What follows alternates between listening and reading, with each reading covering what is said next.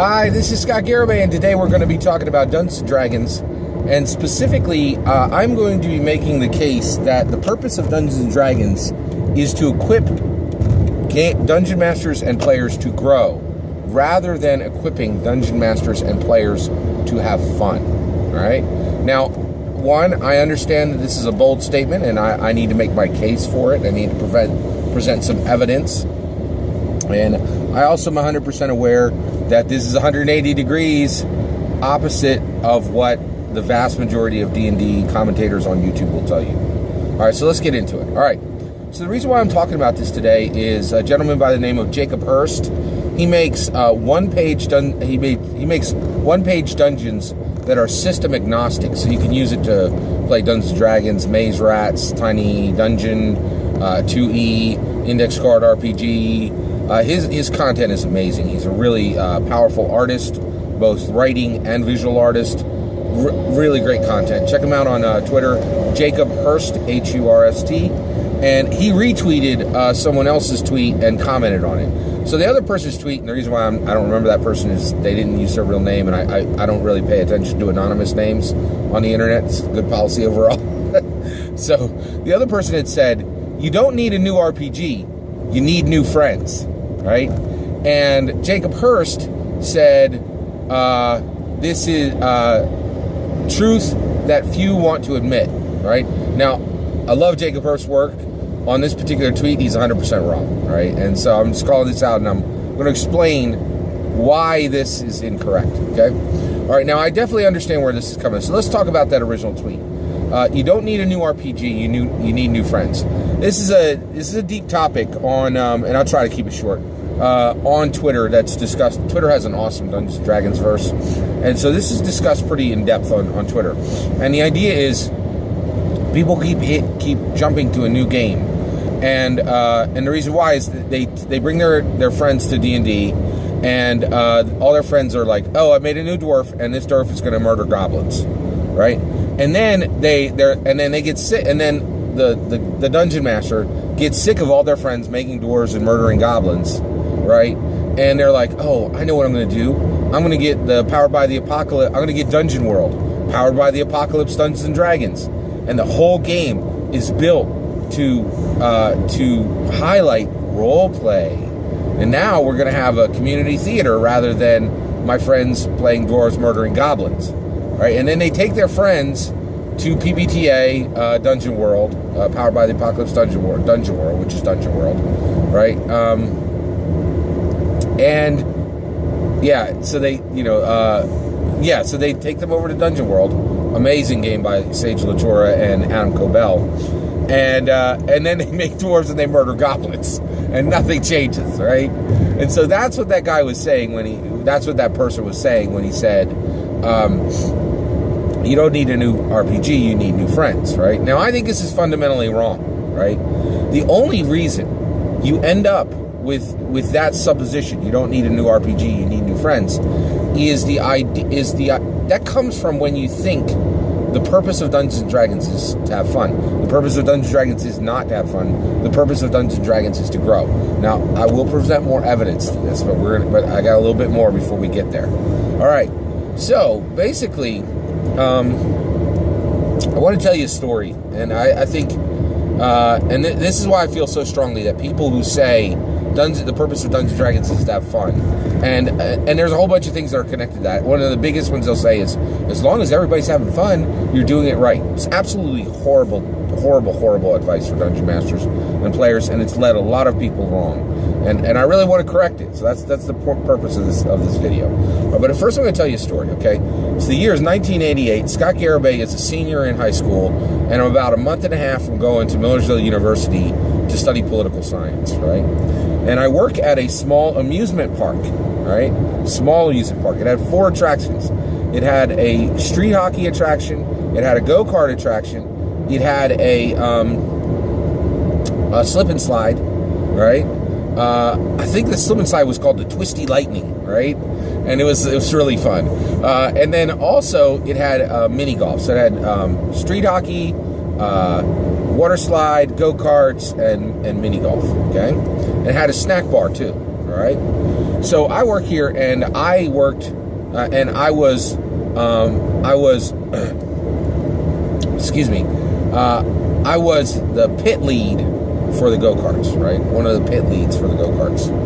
And so one day they were short in the snack bar, and one of the managers came over and said, "Hey, Scott, we need you to work in the snack bar." And I was like, "No problem." So I go over, I'm working in the snack bar, and they sell all kinds of regular snacks. Excuse me. So, and this guy comes up, and he goes, "Oh, and so we sold hot dogs, we sold nachos." Now this is 1988. They didn't have those pre-portioned packs, right? You would just squirt the.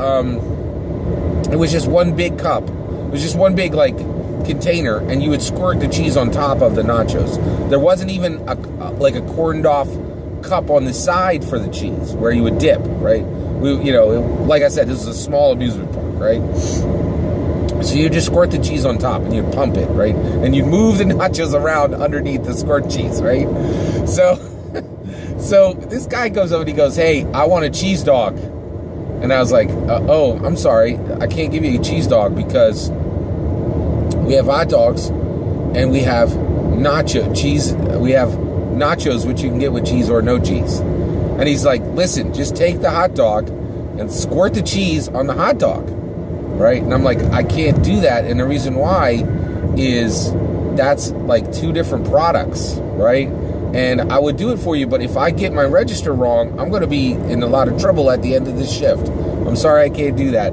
I can sell you some nachos with cheese, and I can sell you a hot dog. Maybe you could just put the hot dog on top of the nachos and get some of the cheese on the hot dog. And the guy goes, "That's the stupidest thing I ever heard. He says, just make the cheese dog." And I was like, "I'm really sorry, I can't sell you a cheese dog, right? It's not on our menu, right?" And so the guy huffs off, and so I'm thinking this through my shift, right? So I get off my shift, I think I came in at really early to open. So I've been there from 8 a.m. and I was getting off at 2 p.m. So the main building where they sell tickets, the owner would be there, and he had a little office in the back. So I go in, I run over, and I go up, and I slow down when I come to his office, and I come in, and I was like, "Mr. Amusement Park owner, do you have a minute? I have some ideas I would like to give you."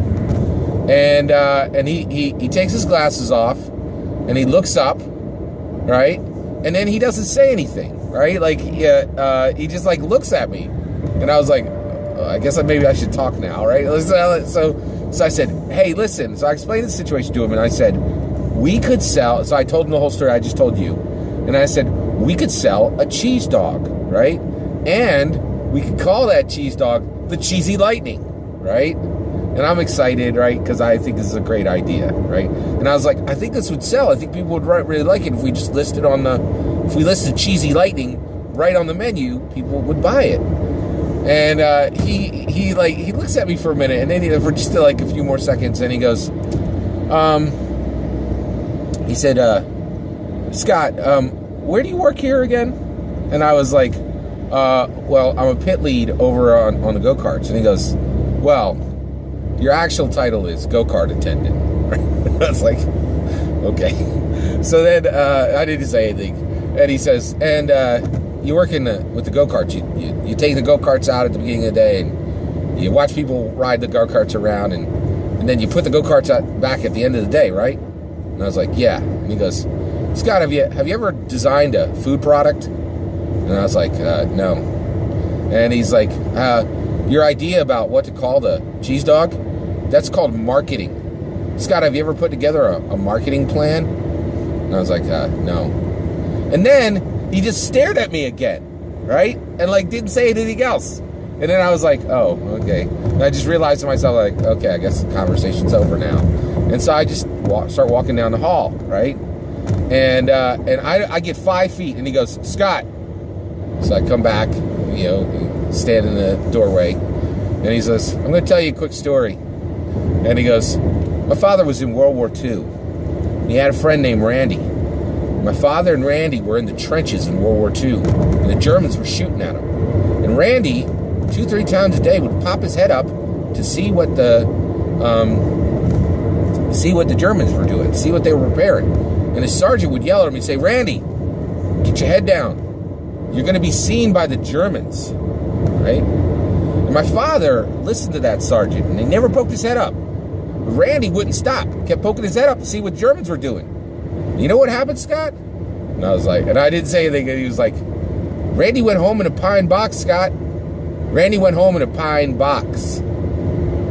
Right? And I was like, and then the guy again just stared at me and didn't say any more, which is my cue, which now I had learned. Okay, the conversation's over again, right? So I'm like, okay. So I just kind of slink off, and then it was the end of my shift, and so I went home, right?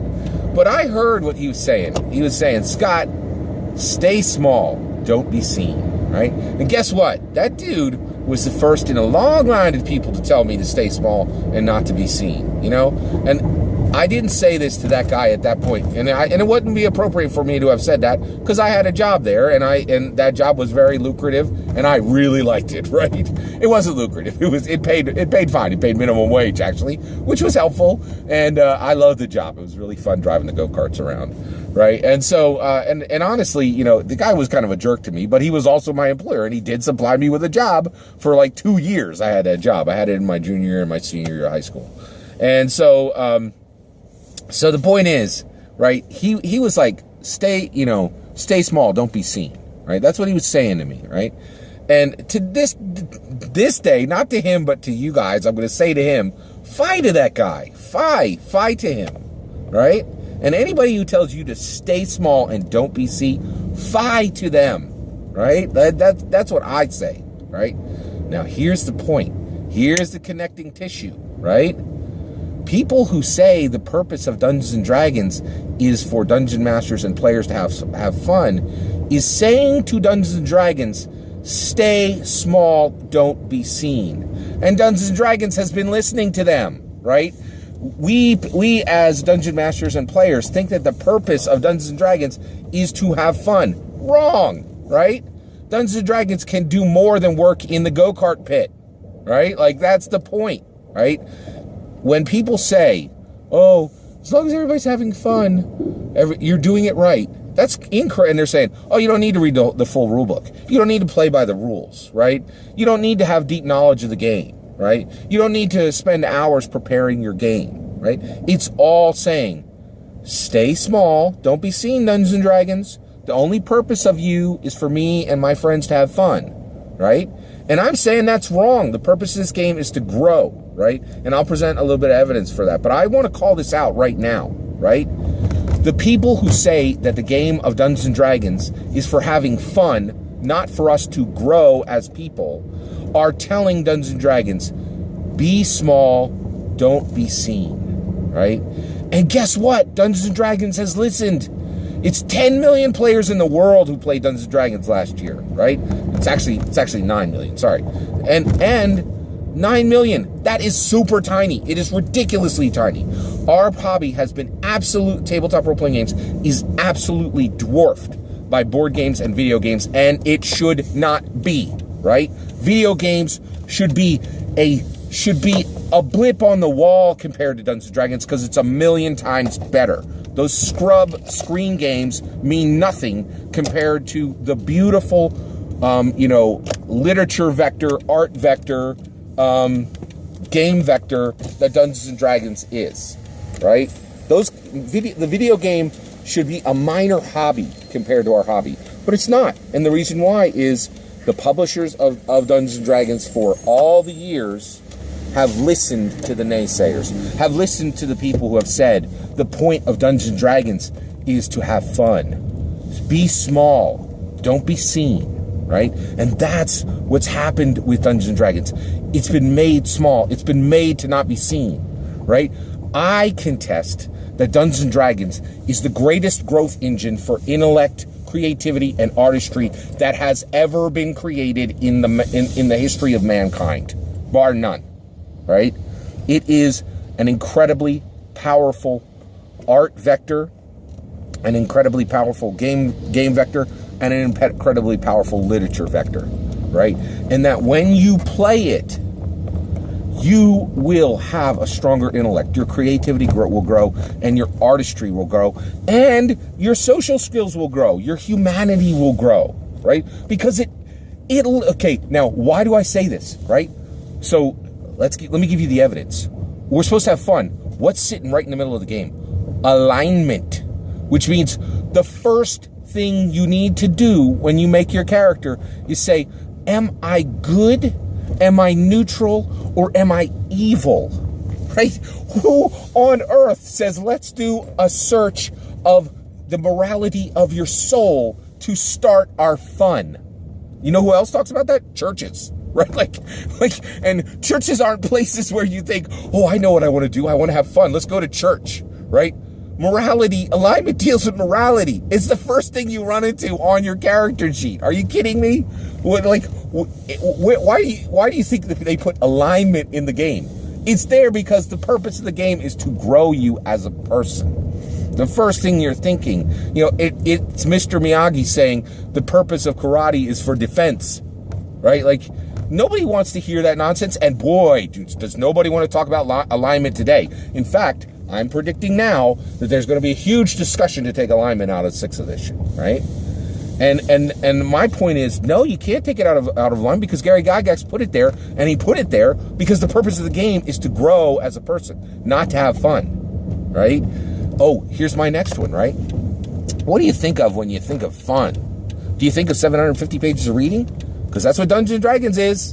Every single edition of it has a core rule. Has 3 core rule books: an MM, a DMG, and a PHB, which are 250 pages each. It's 750 pages of rules. Who does that say fun to? Who does 750 pages of rules say fun to? And this is a fundamental misunderstanding, right? This is why we keep bringing people to the game. And here's another one. Game lasts 4 hours. 4 hours long. What does anybody do anymore that lasts 4 hours long? 750 pages of rules. Alignment. 4-hour game length. This game, Dungeons & Dragons, was never built to be fun. It was built to grow you as a person. And it does. And one of the reasons why I believe this so strongly is I have been grown as a person. I am a world builder. I knew I was a world builder when I was 14 years old, right? I was like, holy cows. I have built worlds for my friends, and they have explored them. And we have explored questions about death and morality and property and ownership and, law, the nature of law. And I'm 14 years old. I've been running this game for two years, right? Dungeons & Dragons told me in 2 years, Scott Garibay, you are a world builder. And I am. I have built a world for a small group of people. My wife and my children. My wife has built that world with me, right? And we've built a world together for our children. And I have to say, I asked my wife to marry me after 5 months when I was 19 years old. Where did I get the courage for that, right? And honestly, a lot of people thought it was a bad idea. We were married 2 years later when I was 21, and people were like, you're not ready, Scott. You can't do this. Well, I've been married 28 years and I have 4 kids. My oldest son was a valedictorian and just got a 50% bump in his second year, right? Of working. My second daughter has tuition scholarships as well, and is studying fencing now while she's a mathematics major, right? Dungeons & Dragons told me, you are a world builder. And when I said, hey, I want to build a world with my wife, we want to have a world that we, populate for our children, and we want to make it good, I didn't have to wonder if I could do that. I knew I could do it. I already knew I was a world builder at 14 years old, right? And now I build worlds commercially and artistically, and professionally, right? And socially, right? And even charitably. Right? I'm a world builder. I know that. And it pains me to see people robbing Dungeons & Dragons of its true purpose, which is to grow people, not to have fun. So every time you hear somebody out there saying, the purpose of Dungeons & Dragons is to have fun, as long as everybody's having fun, you're doing it right. Guess what? I think we've learned very clearly that Americans are not super good, right, at making sure everybody's having fun. And those games where everybody's having fun, there's probably 2 or 3 people that are having fun, and there's 2 or 3 people saying they're having fun and maybe not having so much fun, right? Having fun is a fundamental misunderstanding of the purpose of Dungeons & Dragons. The purpose of Dungeons & Dragons is to grow people. And when you understand this fact, you don't say nonsense like, I'm going to go get new friends, right? Dungeons & Dragons, the purpose of Dungeons & Dragons being fun is utter nonsense. The purpose of Dungeons & Dragons is to grow people. And when you understand that, it changes everything. I'm more than willing to hear you out. You think I'm wrong? Let me know in the comments below. Please consider liking and subscribing, and have a wonderful millennium.